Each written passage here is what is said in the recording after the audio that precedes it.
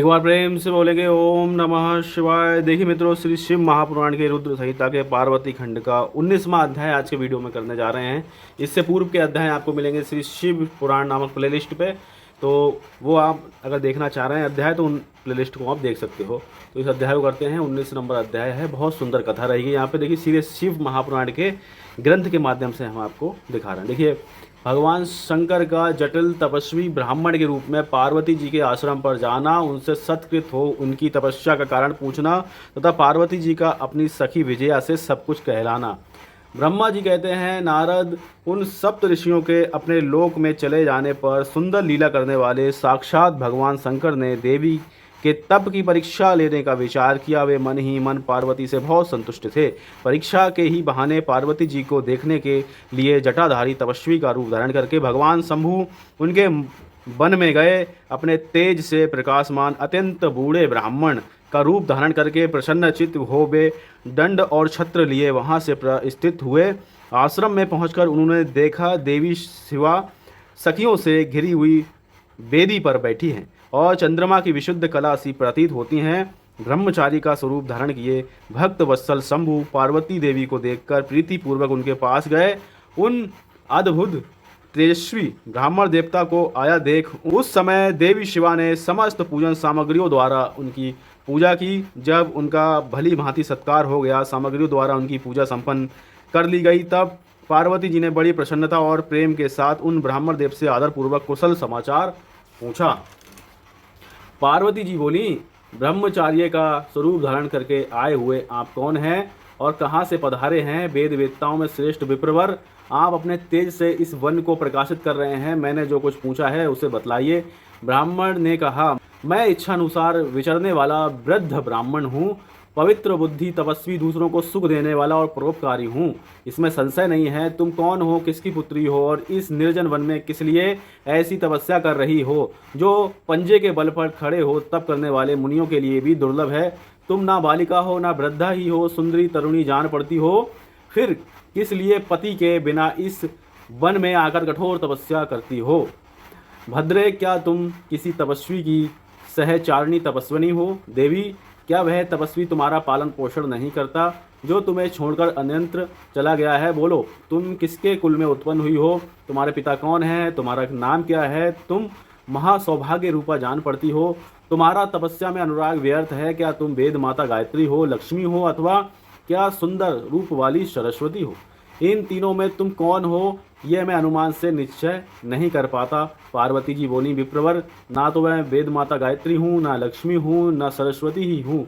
इस समय मैं हिमांचल की पुत्री हूँ और मेरा नाम पार्वती है। पूर्व काल में, इससे पहले के जन्म में मैं प्रजापति दक्ष की पुत्री थी। उस समय मेरा नाम सती था। एक दिन पिता ने मेरे पति की निंदा की थी, जिससे कुपित हो मैंने योग के द्वारा शरीर को त्याग दिया था। इस जन्म में भी भगवान शिव मुझे मिल गए हैं, परंतु भाग्यवश काम को भस्म करके वे मुझे भी छोड़कर चले गए।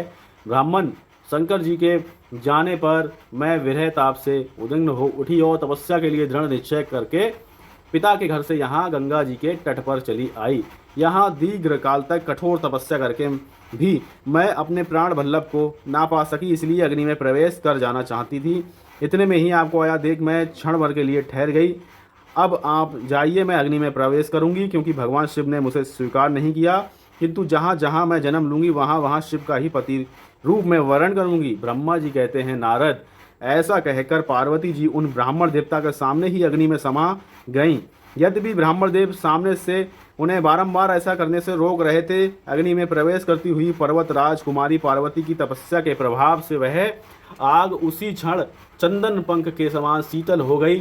क्षण भर उस आग के भीतर रहकर जब पार्वती जी आकाश में ऊपर की ओर उठने लगी, तब ब्राह्मण रूपधारी शिव जी ने सहसा हंसते हुए उनसे पुनः पूछा, अहो भद्रे, तुम्हारा तप क्या है? ये कुछ भी मेरी समझ में नहीं आया। इधर अग्नि से तुम्हारा शरीर नहीं जला, ये तो तपस्या की सफलता का सूचक है, परंतु अब तक तुम्हें अपना मनोरथ प्राप्त नहीं हुआ, इससे उसकी विफलता प्रकट होती है। अतः देवी, सबको आनंद देने वाले मुझ श्रेष्ठ ब्राह्मण के सामने तुम अपने अभीष्ट मनोरथ को सच सच बताओ। ब्रह्मा जी कहते हैं, नारद, ब्राह्मण के इस प्रकार पूछने पर उत्तम व्रत का पालन करने वाली अंबिका जी ने अपनी सखियों को उत्तर देने के लिए प्रेरित किया। पार्वती जी से प्रेरित हो उनकी विजया नामक प्राण प्यारी सखी ने, जो उत्तम व्रत को जानने वाली थी, जटाधारी तपस्वी से कहा। सखी बोली, साधो, तुमसे पार्वती जी के उत्तम चरित्र का और इनकी तपस्या के समस्त कारणों का वर्णन करती हूँ। आप सुनना चाहते हो तो सुनिए। मेरी सखी गिरिराज हिमांचल की पुत्री है। ये पार्वती और काली नाम से विख्यात है तथा माता मेनका की कन्या है। अब तक किसी ने इनके साथ विवाह नहीं किया है। भगवान शिव के सिवा दूसरे किसी को चाहती भी नहीं। उन्हीं के लिए 3000 वर्षों से तपस्या कर रही हैं। भगवान शिव की प्राप्ति के लिए ही मेरी इन सखी ने ऐसा तप प्रारंभ किया है। विप्रवर, इसमें जो कारण है उसे बताती हूँ, सुनिए। ये पर्वत राजकुमारी ब्रह्मा, विष्णु तथा इंद्र आदि देवताओं को भी छोड़कर केवल पिनाकपाणी भगवान शंकर को ही पति रूप में प्राप्त करना चाहती हैं और नारद जी के आदेश से कठोर तपस्या कर रही हैं। द्विजश्रेष्ठ, आपने जो कुछ पूछा था उसके अनुसार मैंने प्रसन्नतापूर्वक अपनी सखी का मनोरथ बता दिया। अब आप और क्या सुनना चाहते हैं? ब्रह्मा जी कहते हैं, नारद, विजया का ये यथार्थ वचन सुनकर जटाधारी तपस्वी रुद्र हंसते हुए बोले, सखी ने ये जो कुछ कहा है उसमें मुझे परिहास का अनुमान होता है। यदि ये सब ठीक हो तो पार्वती देवी अपने मुंह से कहें। जटिल ब्राह्मण के इस प्रकार कहने पर पार्वती देवी अपने मुंह से ही यूँ कहने लगी। इस प्रकार यह अध्याय यहाँ संपन्न हो रहा है। देखिए अगला अध्याय। पार्वती जी की बात सुनकर जटाधारी ब्राह्मण का शिव की निंदा करते हुए पार्वती को उनकी ओर से मन को हटा लेने का आदेश देना। पार्वती जी बोली, जटाधारी विप्रवर, मेरा सारा वृतांत सुनिए। मेरी सखी ने जो कुछ कहा है वह ज्यों का त्यों सत्य है, उसमें कुछ असत्य नहीं है। मैंने मन, वाणी और क्रिया द्वारा सत्य ही कहती हूँ, असत्य नहीं। मैंने साक्षात पति भाव से भगवान शंकर का ही वर्णन किया है। यद्यपि जानती हूँ वह दुर्लभ वस्तु भला मुझे कैसे प्राप्त हो सकती, तथापि मन की उत्कंठा से विवश हो मैं तपस्या कर रही हूँ। ब्राह्मण से ऐसी बात कहकर पार्वती देवी उस समय चुप हो रही।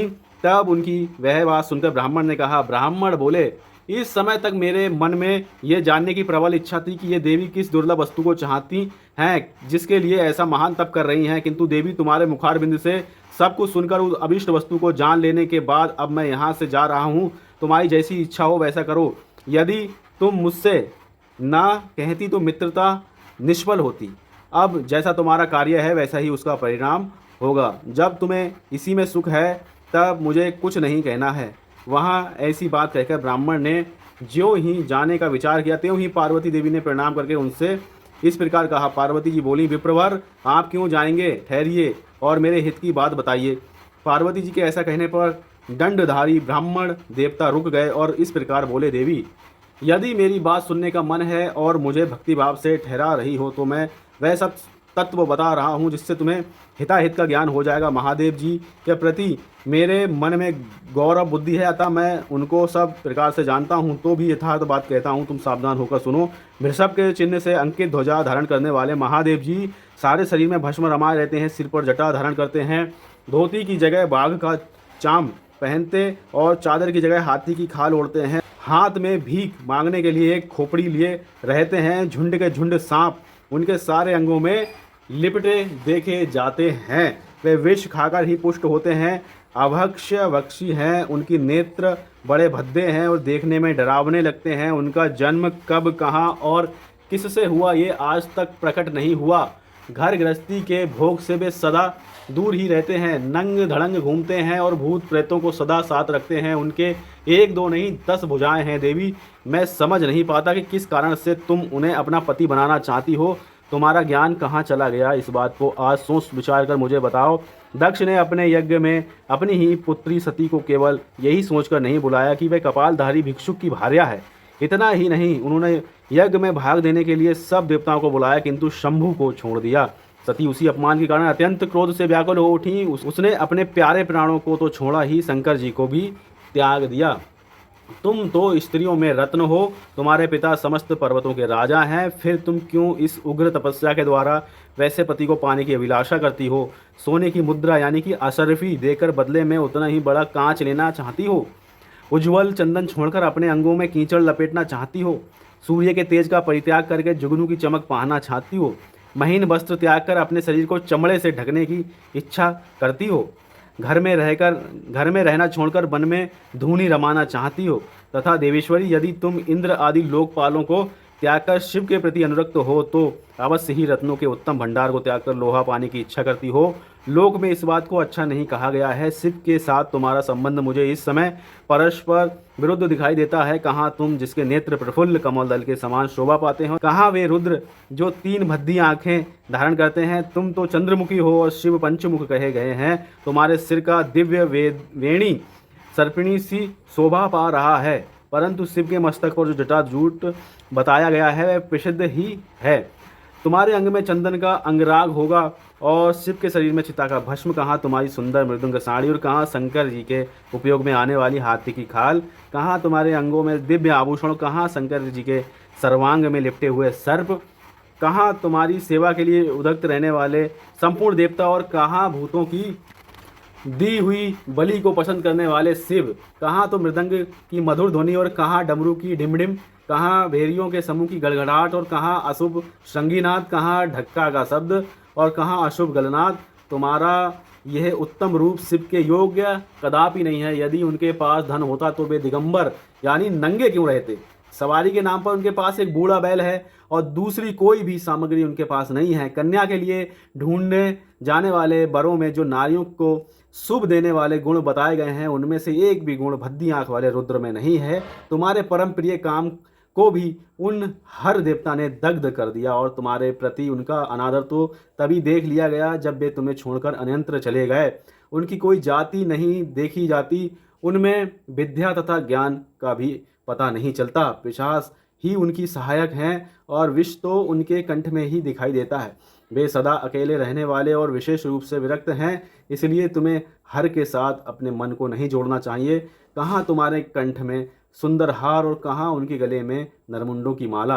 देवी तुम्हारे और हर के रूप आदि सब कुछ एक दूसरे के विरुद्ध हैं, अतः तुम्हें तो ये संबंध नहीं रुचता। फिर तुम्हारी जैसी इच्छा हो वैसा करो। संसार में तो जो कुछ भी असदस्तु है वह सब तुम स्वयं चाहने लगी हो, अतः मैं कहता हूँ कि तुम उस असत्य की ओर से अपने मन को हटा लो, अन्यथा जो चाहो वह करो, मुझे कुछ नहीं कहना।